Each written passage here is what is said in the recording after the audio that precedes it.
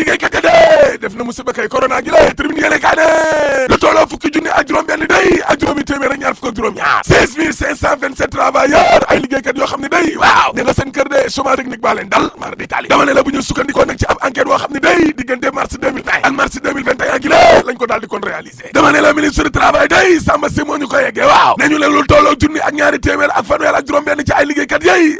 mujj nañ leen a dàq mar di tali motif économique la koom-koom amatul kon fañ doon liggéey critique yéene kaa ne waaye nag wàllum corona gu bees gi la ak troisième vague ba waaw dama ne la ministre de la santé action sociale day ñoo tey tidde libération yéene kaa ne pourtant wàllu covid ga day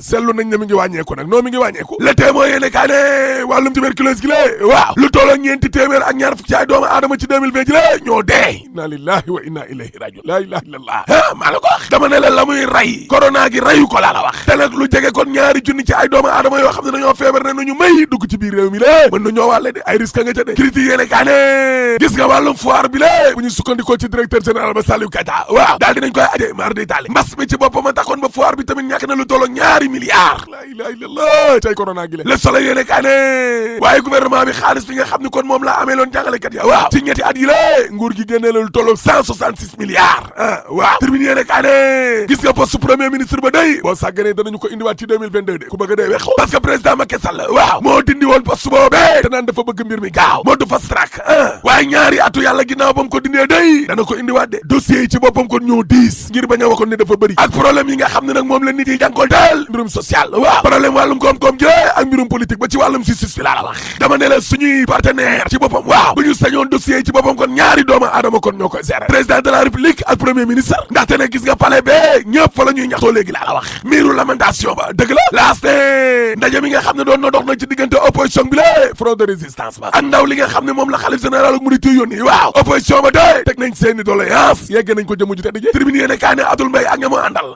la ñuy sàkku daal mooy ñu falaat procureur bu bees ak doyen des juges bu bees waay Samba day diis sursaane diis dëgg la def dama ne la opposition ba kay la ñuy sàkku ci Macky Sall mi lée mooy xanaa Macky Sall indil leen weer wi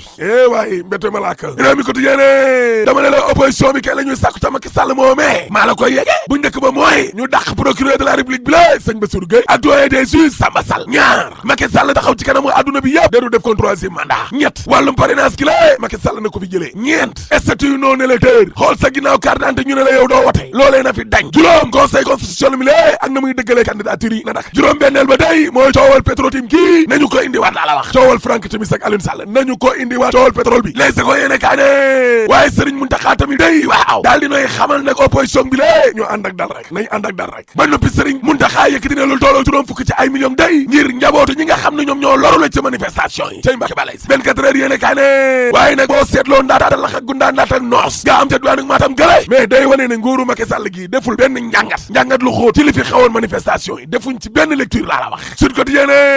terrain politique bi nga xam ne nag maanaam ñëpp dañ ca mujj wàcc buñ demee ba opposition bi la Ousmane Sonko yëngal leen yëngal di parce que Ousmane Sonko nag keroog ba mu génnee ca bureau doyen des juges waaw ne dafa fa seene seeti képp koo xam ne da nga ko doon jàppale ci la Ousmane Sonko demee seeti Khalifa Sall Alhaji Malick Gakou Serigne Mansour Sy Djamil Thierno Bocoum Babacar Diop Y'en a marre ñoo lànk doy na bi ñu bëgg ca jamono jooju Ousmane Sonko nekkee sur le terrain waaw front de résistance bi nga xam ne waa PDS dañ koo génnoon day waa kër Abdoulaye Wade delluwaat nañ ca biir waaw ñooñee itam ña ngay daje ak waa M2D CRD jot na syndicalistes yi mouvement yi société civile activistes yi lanceur d'alerte ak yeneen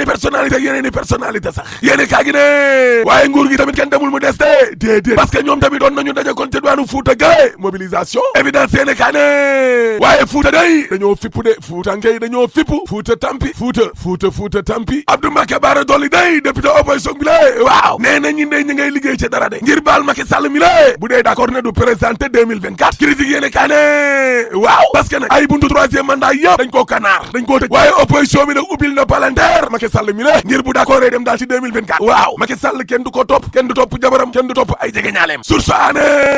waaye Cheikh Abdou Mbacké Bara Dolly day ba mu waxee loolee ba nuppi waaw Sonko da koo woo de Ousmane Sonko woo na député bi de Cheikh Abdou day Mbacké Bara Dolly waaw nee na taxawaayu Ousmane Sonko ba mu taxawoon ne bu gañee réew mi la day topp président Macky Sall ak njabootam day méngoowul ak jamono ji nga xam ne moom lañ nekk nii déedéet Mamadou Lamine Diallo day ci tribune yéene kaay waaw nee na boo leen gisee xale yi daal di génn di manifester nii Macky Sall la ko waral parce que Macky Sall ci boppam kon moo bëggoon a jël pétrole bi la ak gaz bi daal di koy aakimoo ak waa këram kër jabar ja fay ak sall waaw plan Sénégal émergent gi la daa laj Macky Sall mi doon wax ne day wutal xale yi liggéey zéro lu tolloo ñaar fukk ci ay kilifa ci réew mi la toog ci ay milliards